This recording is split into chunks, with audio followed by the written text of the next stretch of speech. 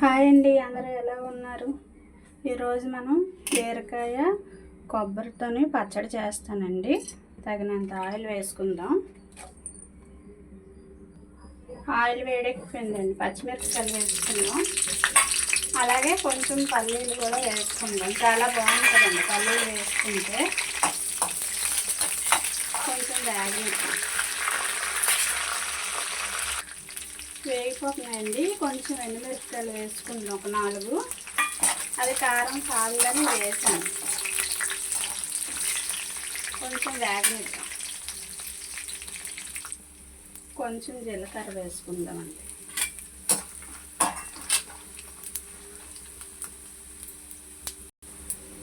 ఇందులోనే కొంచెం చింతపండు అండి. ఆ నూనెలోనే మెత్తగా మగ్గుతుంది అనేసి వేస్తానండి.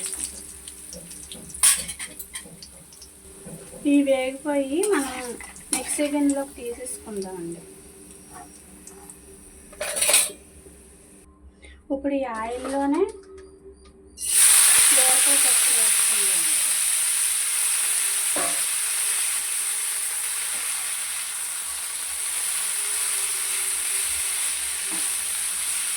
కొంచెం వేగనిద్దామండి.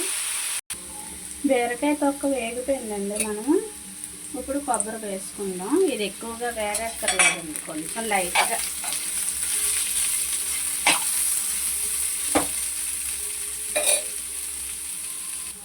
మనకి ఇవన్నీ వేగిపోయండి. స్టవ్ ఆపేసుకుందాం. చల్లారినాక మిక్సీ వేసుకొని తాలింపు పెట్టి చూపిస్తాను. ఫస్ట్ టైం మా ఛానల్ చూసినట్టయితే సబ్స్క్రైబ్ చేసుకొని లైక్ చేయండి ప్లీజ్. కొంచెం సపోర్ట్ ఇవ్వండి. అసలు ఎవరో కూడా సపోర్ట్ చేయట్లేదు.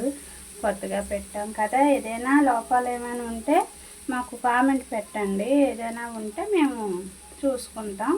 ఏదైనా బాగుంది అనేసనన్నా కామెంట్ పెడితేనే కదా తెలుస్తుంది. ప్లీజ్ కొంచెం సపోర్ట్ చేయండి.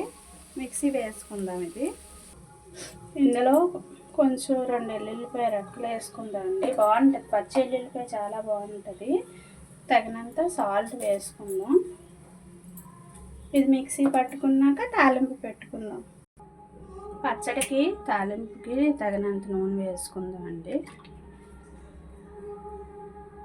నూనె వేడెక్కిపోయిందండి. పోపులు శనగపప్పు, ఎండుమిరపకాయలు వేసుకున్నానండి. కరివేపాకు నేను ముక్కలు చేసుకున్నానండి, పెద్ద ఆకులు ఉన్నాయి అనేసి. పోపులు వేసిపోయండి, పచ్చడి వేసేసుకుందాం. అసలు పచ్చడి చాలా బాగుందండి. టేస్ట్ చూసాను నేను మామూలుగా తాలింపు వేయకముందే.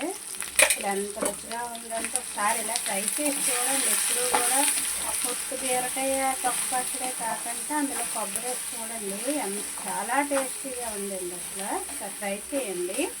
మా వీడియో నచ్చితే లైక్ చేయండి, షేర్ చేయండి, సబ్స్క్రైబ్ చేసుకోవడం మర్చిపోద్దండి.